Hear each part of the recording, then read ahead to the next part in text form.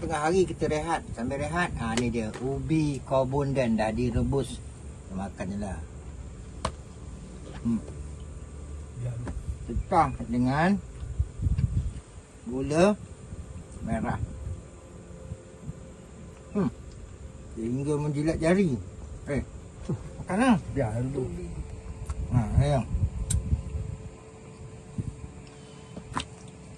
Ni belum petang, belum pukul 4. 1 tengah hari. Kita minum air je lah, air sejuk. Pukul 4 kena tukar air. Santai rehat.